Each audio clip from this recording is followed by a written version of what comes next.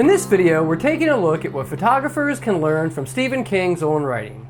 King is one of the greatest writers of his generation, not because he was born a great writer, but because of his approach and commitment to writing. Originally published in 2000, On Writing is a Bible for storytelling with words, but many of the insights here can also be applied to photography. The adverb is not your friend. You will find the road to hell is paved with adverbs, and I will shout it from the rooftops. Eliminate the unnecessary, and do it ruthlessly. Unlike writing, photography is mostly a subtractive medium. Writers start with a blank document and add words.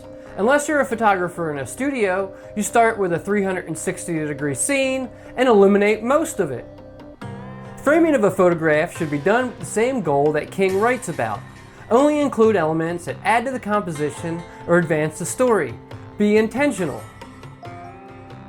Your voice has to be heard in the telling, or else you're just another voice in the crowd. Find it, develop it, stay true to it, and it will make your work stand out.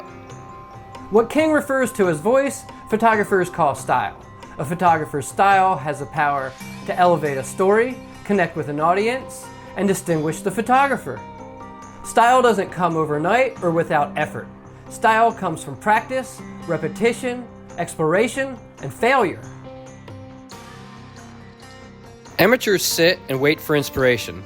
The rest of us just get up and go to work. This isn't the Ouija board or the spirit world we're talking about here, but just another job like laying pipe or driving long-haul trucks. Stephen King famously practices a writing routine, scheduling and showing up to work every day. This is how you build voice and style. He typically starts around 8 a.m. and aims for 2,000 words each day. How might photographers create routines and develop habits to help them reach their goals? Kill your darlings, kill your darlings.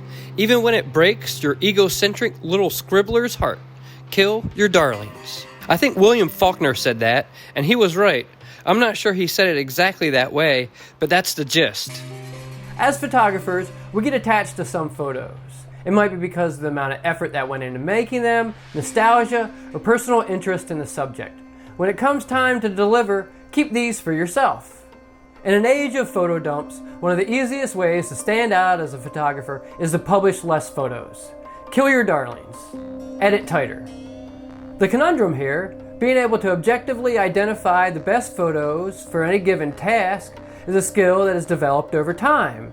Photographers learn this by editing their own work, editing other photographers' work, and looking at great photography. A photographer's style will come at the intersection of practice and consumption habits. This is why it's important to seek out photographers at the top of their game. If you only listen to Kid Rock, your band isn't going to be very good. Consume art. If you want to be a writer, you must do two things above all others: read a lot and write a lot. There's no way around these two things that I'm aware of. No shortcut. You can't hope to sweep someone else away by the force of your writing until it has been done to you. The problem with photography in the modern world is that there's an avalanche of it, and a lot of it isn't very good. This is why it's important to seek out great photographers with intention. Learn about the masters and find elite, prolific, contemporary photographers. They may not be on YouTube or social media, but for those that are, curate a feed that delivers only this. Create at least one social media account with no friends or relatives, just great photographers. A former photo editor once told me that I'd never be able to escape popular culture as a photographer. And since photographers had such great influence on pop culture, it was paramount that I understood these sources. He pointed me to The Americans by Robert Frank, and this launched me into a new pursuit of the medium. Learn about and from other photographers. It should be fun. If it's not, maybe you're not into photography. When you write a story, you're telling yourself the story. When you rewrite, your main job is taking out all the things that are not the story. As a photographer, my raw take is my first draft, followed by rounds of revision where at each edit, I'm killing some darlings. The more rounds of culling that I perform, the tighter my visual storytelling.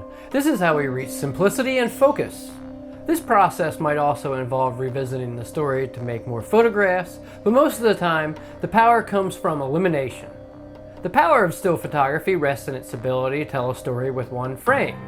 We lose this power with loose edits and photo dumps.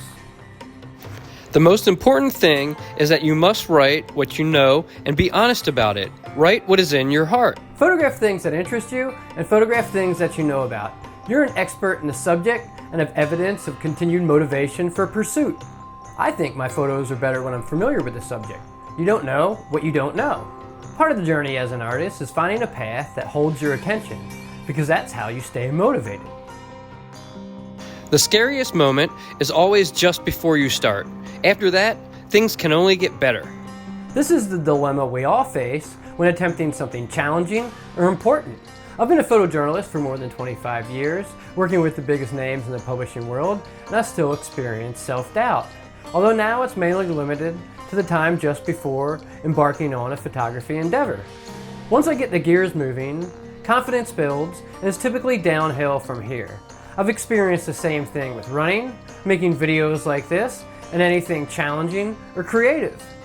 In The War of Art by Steven Pressfield, he writes about something he calls resistance and how you can't really fight it unless you can identify it. Just start. If you find yourself moving in the wrong direction, you can change your route. Life is about the journey, and sometimes the magic happens on a detour. The object of fiction isn't grammatical correctness, but to make the reader welcome and then tell a story. To make them forget, whenever possible, that they are reading a story at all. There are technical aspects to photography, but the most important thing, if you want to resonate with people, is story. If you want to connect with humans, work on storytelling and less on settings. By the time I was 14, the nail on my wall would no longer support the weight of the rejection slips impaled upon it. I replaced the nail with a spike and kept on writing. The older I get, the more I come across successful people who primarily have achieved their goals because they just never gave up. Seth Godin wrote a book about the experiences that ruin creative or challenging endeavors. A period in one's progression when the progression stops. This book is called The Dip. I recommend all the books I've mentioned in this video, but I highly recommend Stephen King's On Writing because it also helps your writing.